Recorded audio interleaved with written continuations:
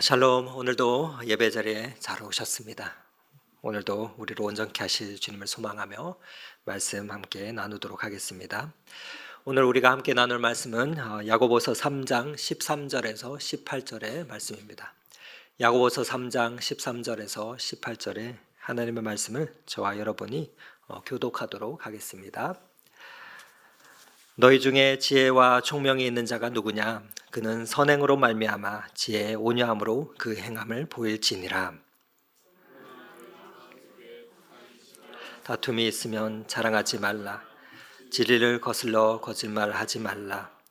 이러한 지혜는 위로부터 내려온 것이 아니요 땅 위의 것이요 정욕의 것이요 귀신의 것이니 시기와 다툼이 있는 곳에 혼란과 모든 악한 일이 있음이라. 오직 위로부터 난 지혜는 첫째 성결하고 다음에 화평하고 관용하고 양순하며 긍휼과 선한 열매가 가득하고 편견과 거짓이 없나니. 함께 읽겠습니다. 난 자들은 화평으로 심어 의의 열매를 거두느니라.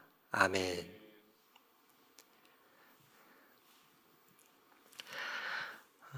서대문에 가면은 강북 삼성병원이 있습니다. 거기에는 임시정부 시절에 백범 김구 선생의 집무실이었던 그가 머무르던 장소인 경교장이 있습니다. 그곳에 이제 그가 쓴 글 중에 이런 글이 있는데 한번 읽어드릴 테니 한번 들어보시면 좋겠습니다. 어릴 때는 나보다 더 중요한 사람이 없고 나이 들면 나보다 더 대단한 사람이 없으며 늙고 나면 나보다 더 못한 사람이 없다. 돈에 맞춰 일하면 직업이고 돈을 넘어 일하면 소명이다. 직업으로 일하면 월급을 받고 소명으로 일하면 선물을 받는다. 칭찬에 익숙하면 비난의 마음이 흔들리고 대접에 익숙하면 부대접의 마음이 상한다. 문제는 익숙해져서 길들여진 내 마음이다. 집은 좁아도 같이 살 수 있지만 사람 속이 좁으면 같이 못 산다. 내 힘으로 할 수 없는 일에 도전하지 않으면 내 힘으로 갈 수 없는 곳에 이룰 수가 없다. 나를 넘어서야 이곳을 떠나고 나를 이겨내야 그곳에 이른다. 갈 만큼 갔다고 생각하는 곳에서 얼마나 더 갈 수 있는지는 아무도 모르고 참을 만큼 참았다고 생각하는 선에서 얼마나 더 참을 수 있는지는 누구도 모른다. 지옥을 만드는 방법은 간단하다. 가까이 있는 사람을 미워하면 된다. 천국을 만드는 방법도 간단하다. 가까이 있는 사람을 사랑하면 된다. 모든 것이 다 가까이에서 시작된다. 상처를 받을 것인지 말 것인지도 내가 결정한다. 또 상처를 키울 것인지 말 것인지도 내가 결정한다. 그 사람 행동은 어쩔 수 없지만 반응은 언제나 내 몫이다. 상고를 겪어야 새 생명이 태어나고 고샘추위를 겪어야 봄이 오며 어둠이 지나야 새벽이 온다. 거칠게 말할수록 거칠어지고 음란하게 말할수록 음란해지며 사납게 말할수록 사나워진다. 결국 모든 것은 나로부터 시작되는 것이다. 나를 다스려야 뜻을 이룬다. 모든 것은 나 자신에게 달려 있다. 남의 지식을 내 것으로 만들 수는 있어도 남의 지혜를 내 것으로 만들 수 없다는 그러한 말이 있습니다. 지혜는 하나의 질서이고 또 세계관이기 때문에 그렇습니다. 머리로 이해할 수 있는 것이 아닙니다. 온몸으로 살아보고 또 체득해야 그 시간들을 통과해야 내 것이라 말할 수 있는 것입니다. 백범 김구 선생의 나를 다스려야 뜻을 이룬다 라는 말이나 잠언 4장 23절에 무릇 지킬 만한 것보다 더욱 내 마음을 지키라 생명의 근원이 이에서 남이라 하는 성경의 권면은 우리의 중심을 잘 다스려야 함을 말하고 있습니다. 그런 면에서 지혜로운 삶을 살기 위해서 가장 우선되고 중요한 것은 바로 우리의 마음을 견고히 지키는 것입니다. 특별히 성도는 하나님의 기뻐하시는 그것으로 우리의 마음을 채워야 합니다. 하나님이 기뻐하시지 않는 것으로 채워지지 않도록 깨어 있어야 됩니다. 우리의 마음은 무엇으로 채워져 있는지가 중요합니다. 왜냐하면 마음에 가득 차 있는 그것이 혀로 말로 나타나기 때문에, 나아가 우리의 행동으로 나타나기 때문에 그렇습니다. 마음은 한 사람의 내면 전체를 뜻합니다. 마음은 우리의 삶의 근원이 됩니다. 우리의 말과 행동, 모든 생각을 다스리는 중요한 열쇠가 됩니다. 그러므로 하나님의 지혜로 마음을 우리가 다스릴 때 우리는 매일의 일상적인 삶을 곧 하나님이 기뻐하시고 또 지혜롭고 영광스러운 삶을 살아갈 수가 있게 됩니다. 그런 자들만이 오늘 말씀 끝절의 표현처럼 의의 열매를 거둘 수가 있습니다. 고린도전서 1장 24절에 보면은 이렇게 말씀합니다. 오직 부르심을 받은 자들에게는 유대인이나 헬라인에게나 그리스도는 하나님의 능력이요 하나님의 지혜니라 말씀합니다. 예수 그리스도의 십자가와 또 부활을 통해서 구원해 주시는 것이 바로 하나님의 능력이요 지혜라는 말씀입니다. 예수님의 십자가는 하나님의 그 사랑과 하나님의 공의의 만남점입니다. 죄의 값은 사망인데 죄 지은 자에게 사망에 이르게 하는 것은 하나님의 공의입니다. 하나님의 공의는 반드시 이루어집니다. 만약 공의의 하나님이 아니라면 세상의 모든 사람을 다 구원해 주셔야 합니다. 누구는 구원하고 누구는 구원해 주시지 않고 할 수 없습니다. 왜냐하면 공의로 판단하시기 때문입니다. 그렇기에 심판이 있고 천국과 지옥이 있습니다. 그러나 예수님의 십자가는 하나님의 지혜셨습니다. 나 같은 죄인을 구원해 주시기 위해서 아들을 보내주시고 우리의 그 죄값을 다 지불하게 하셨습니다. 그래서 예수님의 십자가는 하나님의 공의와 하나님의 그 사랑이 합쳐진 곳으로 곧 하나님의 지혜입니다. 그리스도는 하나님의 능력이요 하나님의 지혜입니다. 여러분은 예수 그리스도의 그 십자가와 부활을 믿음으로 구원받으셨습니까? 그렇다면 하나님의 그 놀라운 지혜를 받은 자들입니다. 이 지혜를 받은 자들은 위로부터 난 그 지혜를 따라 삶을 살아갑니다. 하나님이 기뻐하시는 삶을 살아가야 하는 것입니다. 하나님께서는 예수님께서 걸어가신 그 자취를 그분의 제자들이 또 그분의 자녀된 성도들이 따라가는 것을 기뻐하십니다. 왜냐하면 그 지혜 안에 이러한 성품들이 담겨 있기 때문입니다. 그리고 그 길을 쫓는 자들만이 맛보게 되는 그 의의 열매가 이 지혜에 담겨 있기 때문입니다. 하나님께서는 저와 여러분이 그러한 삶과 그러한 지혜를 맛보시기를 원하십니다. 무엇입니까? 우리 17절, 18절 말씀을 다시 한번 읽어보도록 하겠습니다. 오직 위로부터 난 지혜는 첫째 성결하고 다음에 화평하고 관용하고 양순하며 긍휼과 선한 열매가 가득하고 변경과 거짓이 없나니 화평하게 하는 자들은 화평으로 심어 의의 열매를 거두느니라. 아멘. 예수님께서 이 땅에 오셔서 자신이 스스로 십자가를 선택하심으로 분열과 갈등이 있는 이 땅 가운데 참 평화를 주셨습니다. 그 사랑을 받은 하나님의 자녀들은 그렇게 화평케 하는 자, 평화를 만드는 피스메이커들입니다. 그렇게 하나님의 자녀는 이 세상 어디를 가든지 그 사랑과 기쁨과 평화를 전해야 하는 메신저가 되는 것이죠. 그 일을 위해서 하나님께서는 저와 여러분을 부르셨습니다. 그러나 그것은 우리의 지혜와 지식으로, 우리의 성정으로 이룰 수 있는 것이 아닙니다. 그것은 이 땅의 지혜로 이룰 수 없는 것입니다.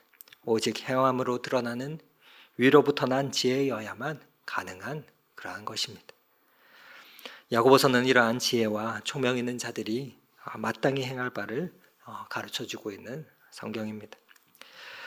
특별히 지혜와 총명이 있어야 할 사람이 누구일까요? 우리가 본문을 다 읽지는 않았지만 야고보 3장 앞절 말씀에는 이렇게 기술하고 있습니다. 내 형제들아 너희는 선생된 우리가 더 큰 심판을 받을 줄 알고 선생이 많이 되지 말라 말씀합니다. 본문의 단락의 메시지는 선생님을 암시합니다. 그러나 이는 단순히 선생들만을 지칭하는 것은 아닐 것입니다. 모든 성도는 그 하나님의 지혜를 간직한 자들이기에 그 지혜를 행하는 자들, 드러내 보이는 사람이 되어야 그 삶을 살아야 할 것입니다. 그러나 야고보 사도가 주시는 교훈은 공동체에서 앞서 일하는 지도자들에게 가장 먼저 요구되고 있음을 또한 보게 됩니다. 그 권면의 내용이 무엇입니까? 13절 말씀을 읽어드립니다. 너희 중에 지혜와 총명이 있는 자가 누구냐? 그는 선행으로 말미암아 지혜의 온유함으로 그 행함을 보일지니라. 지식은 공부하고 배워서 아는 것이고 지혜나 총명은 깨닫는 능력입니다. 우리는 책을 많이 보고 공부를 많이 해서 우리의 지식을 쌓을 수 있습니다. 하지만 참된 지혜는 그 지혜를 얻는 것은 또 다른 차원의 문제입니다. 이 능력은 배워서 알게 되는 것이 아니라 하나님께서 지혜를 주시고 조명해 주시며 깨닫게 해 주심으로써 우리 속에서 솟아나는 것입니다. 세상적으로 그렇게 많이 배우지 못하여도 지식이 없다 하더라도 지혜는 얼마든지 받을 수가 있는 것입니다. 하나님의 말씀을 통하여서 기도함으로 순종함으로 우리가 그 지혜를 받고 또 누릴 수 있습니다. 그래서 위로부터 난 지혜라 표현하고 있는 것이지요. 하지만 참 지혜는 말로만 자랑하지 않습니다. 혀가 아니라 실천하는 삶으로 지혜를 드러내게 합니다. 참된 지혜는 실천적인 그 삶의 방식을 동반합니다. 무법하고 혼란하고 뒤틀린 그러한 삶에서 사랑과 그 자유의 질서를 만들어냅니다. 지혜는 단순히 원리가 아니라 하나님 나라의 능력이기 때문에 그렇습니다. 그래서 야고보 사도는 오늘 지혜의 온유함을 우리에게 보이라 말씀하고 있는 것입니다. 미국에 존경받는 여러 교육자 중에 한 사람으로 제이미 에스카란테라는 그러한 사람이 있습니다. 그는 남미 볼리비아 태생으로 원래는 유명한 컴퓨터 회사를 다니면서 실력을 인정받았던 전도 유명한 그러한 사람이었습니다. 그러나 그의 원래 꿈은 교사가 되는 것이었습니다. 결국 꿈을 버리지 못하고 잘 나가던 그런 직장을 그만두고 그는 늦게 교사 공부를 하고 교사가 됩니다. 그런 그가 처음 교사로 발령을 받아서 가게 된 학교는 LA에 있는 남미 아이들이 많이 다니는 가필드 고등학교였습니다. 이 학교는 90% 이상의 학생들이 히스패닉 아이들이었고 또 거의 대부분의 아이들이 빈민가 출신들이었습니다. 많은 아이가 공부를 포기하고 일찌감치 갱단으로 활동을 하고 있었습니다. 교사들도 이런 학생들을 두려워해서 제대로 통제하지 못했습니다. 수업 시간에 빠지면 일탈을 일삼는데도 그저 수수방관할 수밖에 없었습니다. 그런데 제이미 에스카란테라는 이 선생은 다르게 행동했습니다. 수업에 빠지는 아이들을 붙잡아서 공부를 시켰습니다. 그러나 아이들은 이런 그를 거부하며 그에게 폭력을 휘둘고 구타하며 저항하기가 일쑤였습니다. 그러다 어느 날은 공부하기 싫어서 도망치는 학생을 잡으려다 학생에게 얼굴을 주먹에 맞아 피를 흘리게 됩니다. 그는 피를 흘리면서 이렇게 말했습니다. 배워야 한다. 그래야 인간이 된다. 하면서 아이들을 설득해 나갔습니다. 그 모습에 불량 청소년들은 감동하기 시작했습니다. 하나 둘씩 아이들이 학교로 돌아왔고 또 그의 지도 아래서 마음을 잡고 공부를 시작했습니다. 그렇게 아이들을 지도하면서 그 후 얼마 아이들은 전국 고등학교에 2%만이 지원할 수 있는 고등 수학 시험이 있는데 이 시험에 이 가필고등학교 18명의 학생들이 합격하는 일이 벌어지게 됩니다.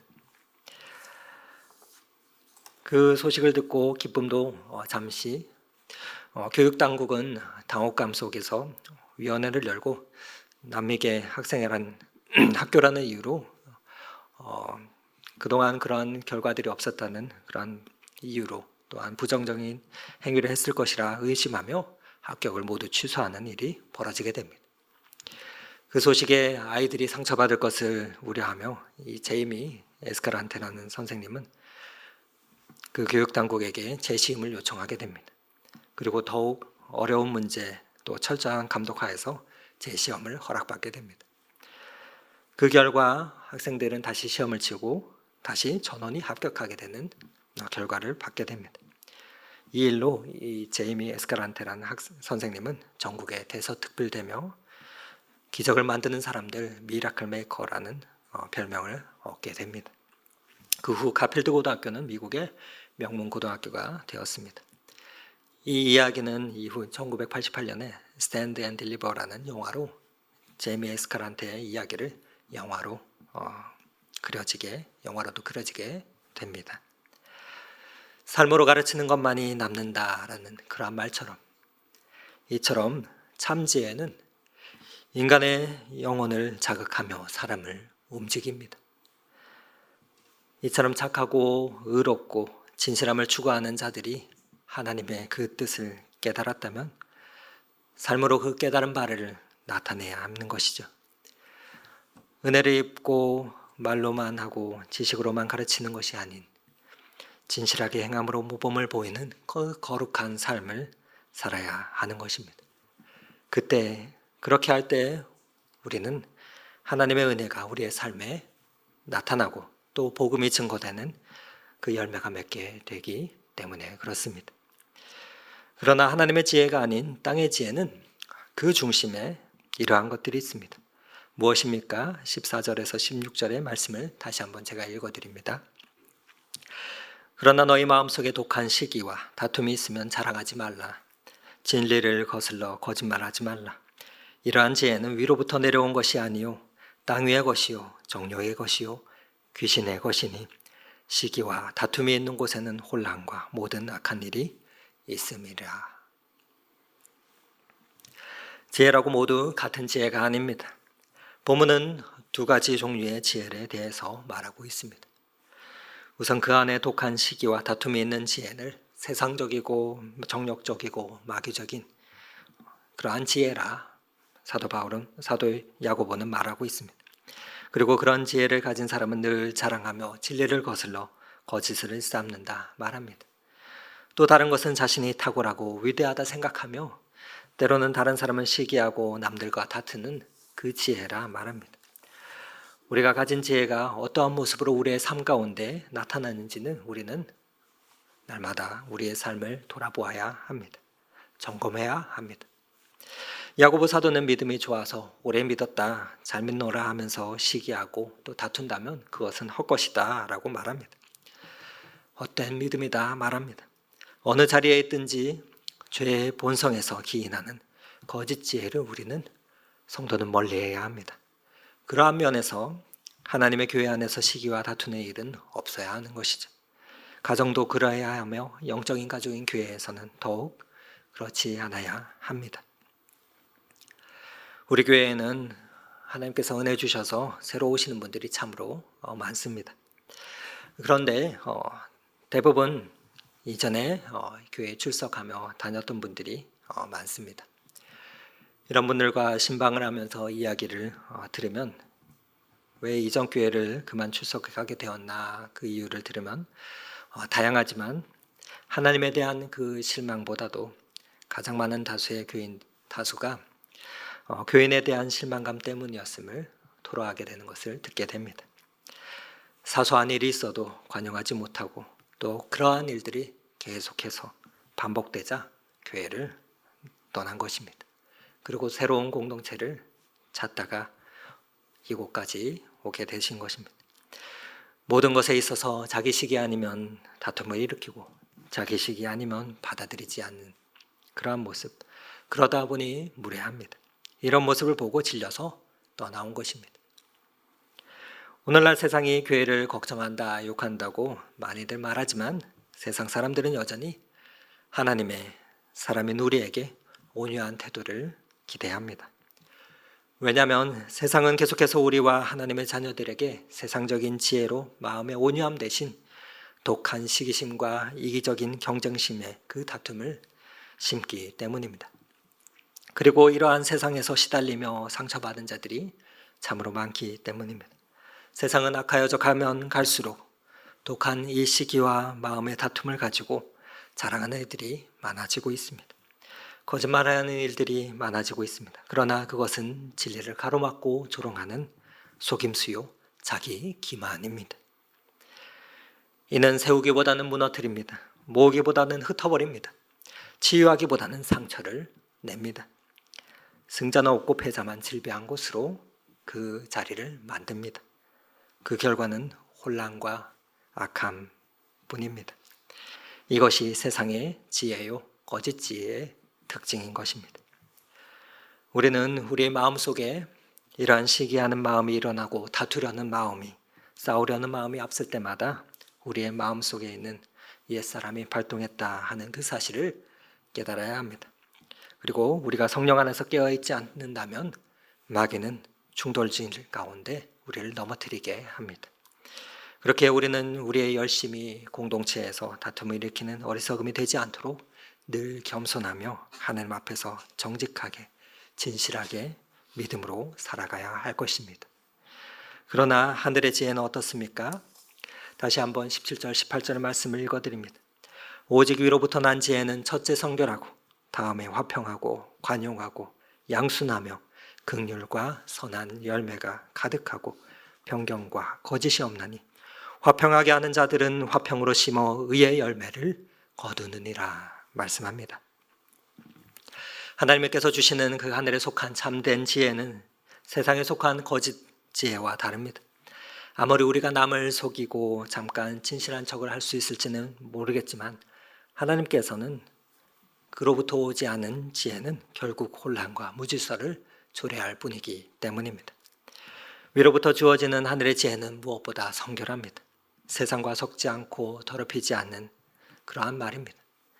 야고보 사도는 그것을 곧 경건이라 말씀합니다. 요란과 다툼을 일으키기보다 화평케 합니다. 시기하거나 고집 부리는 대신 관용하고 양순하게 행합니다.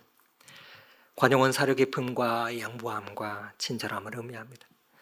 양순함은 순종과 같은 어원인데 잘 듣는 것을 뜻합니다. 이러한 성령의 마음을 가진 자들은 긍휼과 선한 열매를 한아름 그 삶 가운데 맺는 것입니다. 속이고 차별하는 세상의 지혜와 달리 치우침도 위선도 없이 누구에게나 한결과 같이 따뜻할 수 있습니다. 이러한 하늘의 지혜를 실천한 자들이 있는 곳에 사도 야고보는 의의 열매를 수확한다 말씀합니다. 주수의 계절입니다. 저와 여러분의 인생의 가을날 이와 같은 의의 열매가 풍성히 맺혀지고 그 열매들을 거두는 복된 삶을 살아가시길 간절히 소망합니다. 금이나 은보다도 더 소중한 것은 하나님께서 주시는 그 하늘의 지혜입니다. 하나님께 겸손히 그 지혜를 우리는 날마다 구하며 그것을 온유하게 삶 가운데 드러내야 합니다. 하나님은 그리스도의 탄생과 죽음을 통해서 우리에게 그 하늘의 지혜인 십자가를 보여주셨습니다.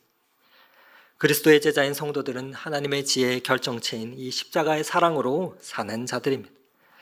그것으로 하나님 나라를 건설하는 자들입니다. 십자가의 사랑은 모든 사람을 끌어당기는 힘이 있습니다. 십자가의 사랑으로 살아가도록 강권하는 그 힘이 있습니다. 십자가 때문에, 그 사랑 때문에 기독교는 시작되었고 그 사랑 때문에 교회는 지어졌으며 그 사랑을 전하기 위해서 오늘 저와 여러분과 이 교회는 존재하는 것입니다. 그 사랑은 품어주는 사랑이요 베푸는 사랑입니다. 화평케 하는 사랑입니다. 생명의 근원이신 예수 그리스도께서 우리의 마음 가운데 우리를 다스리시기를 간절히 소망합니다. 나만 생각하게 하고 오늘만 생각하게 하는 세상의 지혜와 그 속임수 가운데에서 하나님의 지혜가 우리의 마음 가운데 충만하게 되기를 간절히 바랍니다. 분쟁과 다툼은 땅으로부터 옵니다. 그러나 화평은 하늘로부터 오는 것입니다. 하나님의 주시는 지혜로 그의 열매를 거두어야 합니다. 그리스도의 삶, 곧 십자가의 삶은 하늘의 지혜가 아니면 땅의 지혜를 이길 수 없습니다. 하나님의 지혜로 우리의 마음을 우리는 가득 채워야 합니다. 그때 우리가 머무는 자리와 이 한반도 땅 가운데 그리스도의 참된 평강이 임할 줄 믿습니다. 사랑하는 성도 여러분, 여러분이 있는 자리가 평화의 자리가 되기를 바랍니다. 여러분이 있는 여러분의 가정이 여러분 때문에 화평하기를 원합니다. 그리고 여러분이 속한 가정과 직장과 학교가 여러분이 하고 있는 여러 가지 삶의 영역 속에 여러분 때문에 하나님께서 주시는 그 평화가 임하고 역사하기를 간절히 원합니다. 우리 교회가 그 화평을 누리기를 원합니다. 이 땅의 교회들이 세상에 없는 그 평화를 누리고 나눌 수 있는 곳이 될 때 세상은 다시금 교회를 주목하며 그 교회 안에 있는 그 화평을 흠모하며 그 이유를 배우려고 교회에 들어올 것이기 때문입니다. 여기 계신 모든 성도님들이 그 평화를 누리고 그 화평을 만드는 귀하고 아름다운 일에 쓰임받을 수 있기를 주님의 이름으로 축원합니다. 그 은혜가 한 주도 또 우리의 모든 삶 가운데 가득한 그 하늘의 지혜들을 가진 자들이 다 되시기를 오늘 이 말씀 의지하며 축원을 드립니다.